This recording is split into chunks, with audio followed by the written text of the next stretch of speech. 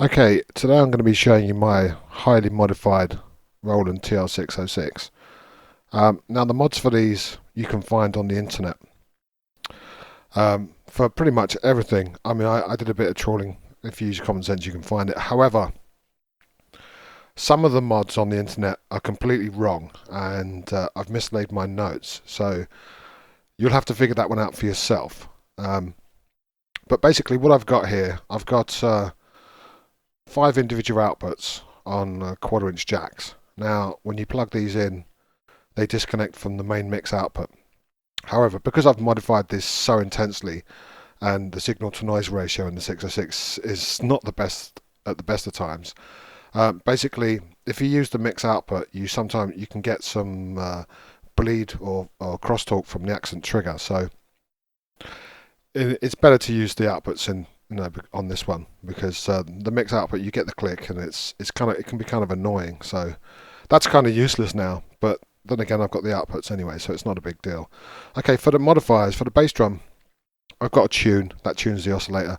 I've got a pitch envelope amount. And this is kind of like the sweep on the 808. This bass drum mod is very similar to Platonic 9 from Analog Heaven.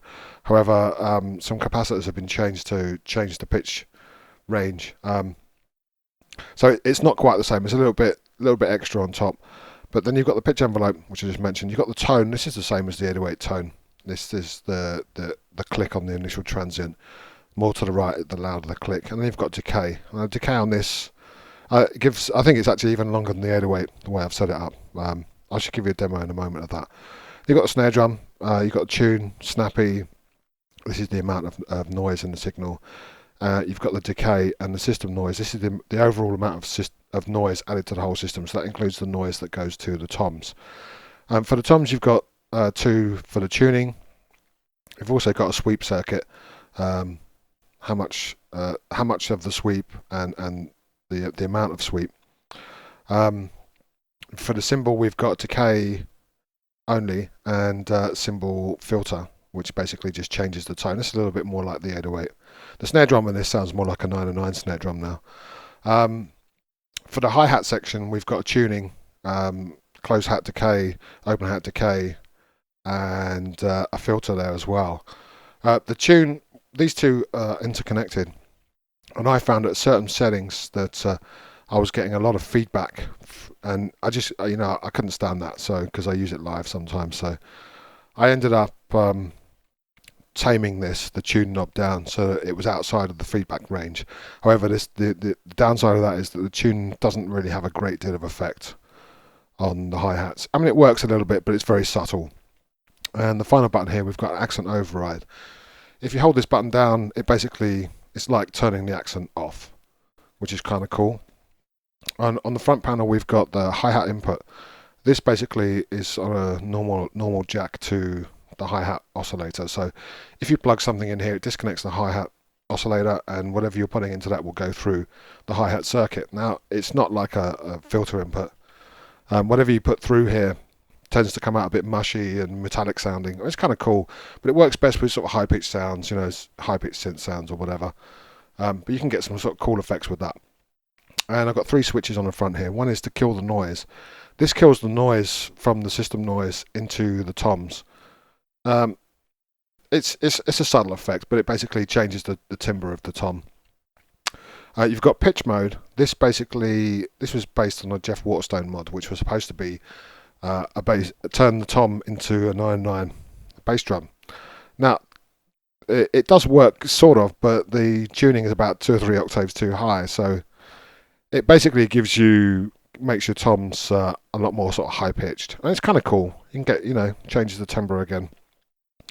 And finally, you've got a high tom kill. Now, the reason I've got this one here is if I wanted to use, say, for instance, the low tom in a track, but I also wanted to use a trigger, I could use kill the high tom, and basically the high tom is removed from the mixer, and then you can just use the trigger, to trigger something externally, and still use your low tom at the same time instead of having the high tom trigger sounds coming through on there. And finally, just inside here, if I take these screws off and lift it up carefully, there's a 2032 lithium coin cell that retains the memory inside the 606.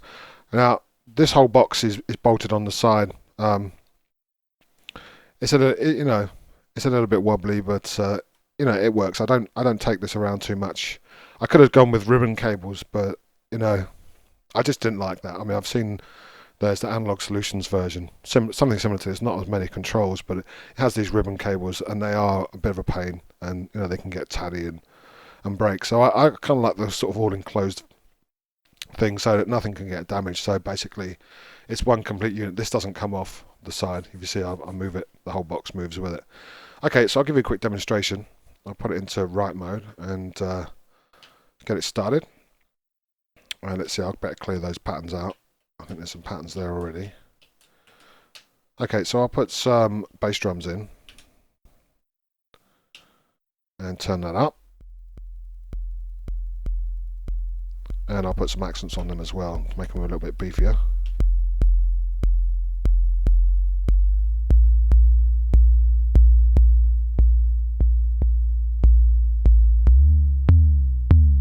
So I mean, you can get everything from 808 to kind of a very snappy, even kind of tom sounds out of this.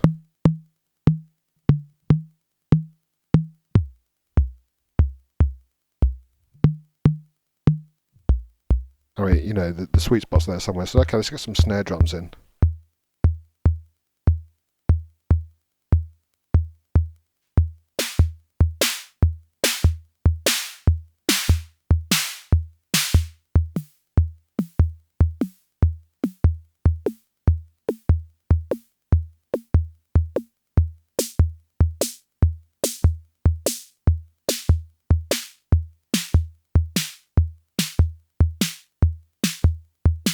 Let's get some toms in there as well.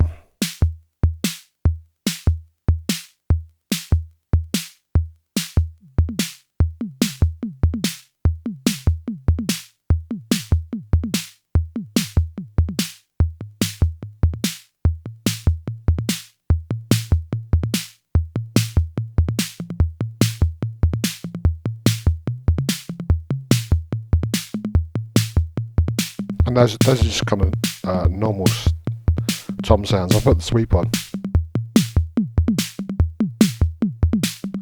And then if I switch on pitch mode, it'll get quite crazy.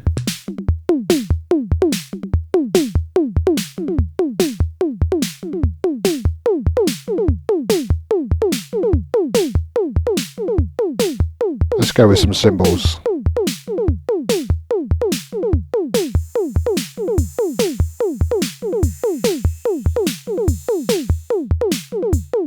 I mean, you can almost turn the cymbal into a hi-hat, open hi-hat.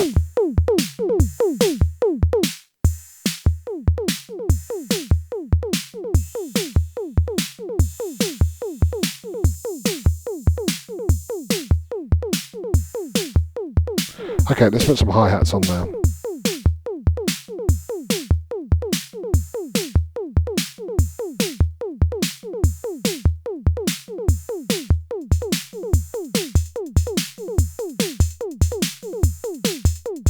And the thing about the decay on the open hi-hat, if you turn it down enough, let me just turn this off for a moment. You know that normally the closed hi-hat will cancel the open hi-hat, but if you turn the decay of the closed hi-hat down and the decay of the open hi-hat up, it will be the opposite way around. So the open hi-hat will cancel the closed hi-hat.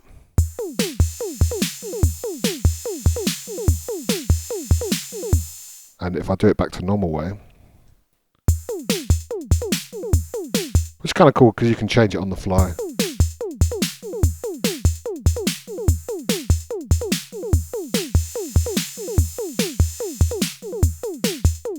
And of course there's the accent override.